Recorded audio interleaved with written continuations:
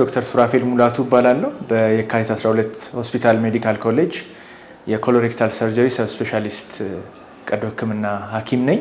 የአንጀት መዘጋት በጣም ብዙ የተለያዩ ምክንያቶች ሊኖሩት ይችላል። እንደ የትኛውም የሰውነታችን አካል የራሱ የሆነ ተፈጥሮ አለው አንጀት።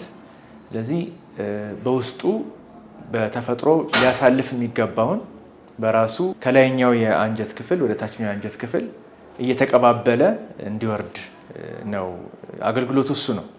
ያንን በሚያደርግበት ሂደት አስፈላጊ የሆኑ ለሰውነታችን ጠቃሚ የሆኑትን ንጥረ ነገሮች እየፈጨ እያብላላ ወደ ሰውነት ማስገባት ይሆናል ማለት ነው። ስለዚህ በዚህ ሂደት ከውጪ ከአንጀቱ አጠገብ ካለ አካል ሊሆን ይችላል፣ ወይም እዛው አንጀቱ ላይ ካለ ችግር ሊሆን ይችላል፣ ወይም ደግሞ አንጀቱ እያብላላ እየፈጨ ካለው ውስጡ ካለው ነገር የተነሳ መዘጋቱን ሊገጥመው ይችላል ማለት ነው። የአንጀት መስመር ከተዘጋ ወደ ላይ ማስመለስ፣ ስለዚህ አንጀት ወደ ታች ማውረድ የሚገባውን ነገር ስለሚከለክለው በማስመለስ ወይ በማቅለሽለሽ ሊጀምር ይችላል በተደጋጋሚ ብዙ ጊዜ።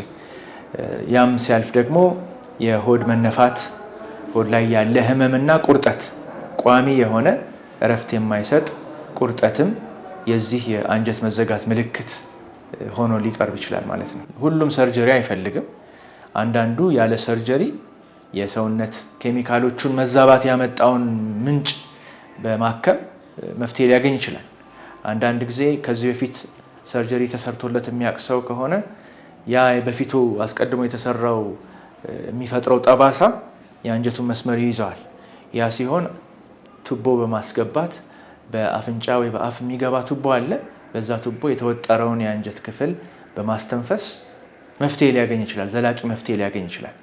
እንደ እብጠት ላዩ ላይ የበቀለ እባጭ ወይም እጢ ካለ ወይ ደግሞ የታነቀ የአንጀት መስመር ካለ እነዚህ አጣዳፊ የሆነ የቀዶ ሕክምና እርዳታ ይፈልጋሉ ማለት ነው። መከላከሉ ላይ ስንመጣ የትኛው አይነት የአንጀት መዘጋት ህመም በመከላከል እርዳታ ሊያገኝ ይችላል ወይም ደግሞ መከላከል ሊጠቅመው ይችላል የሚለውን ማሰብ ያስፈልጋል።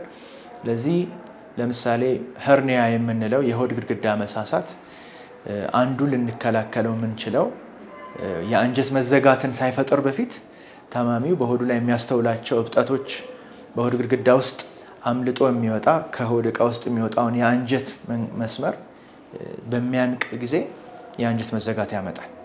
ስለዚህ እንደዚህ አይነትን እብጠቶች ቀድሞ ማስተዋል የአንጀት መዘጋት ሳይሆን በፊት መከላከል እንድንችል እድል ይሰጠናል። ከዛም በተረፈ ስክሪኒንግ የምንለው በላይኛውም የአንጀት ክፍል ወይም በታችኛው የአንጀት ክፍል በኤንዶስኮፒ በእድሜ ተገድበው የሚሰሩ ምርመራዎች አሉ። ስለዚህ ምልክቶች በጣም በቀላሉ በትንሹ በሚነሱ ሰዓት እነዚያን ምርመራዎች በማድረግ መከላከል የምንችልበት እድል ይኖራል ማለት ነው።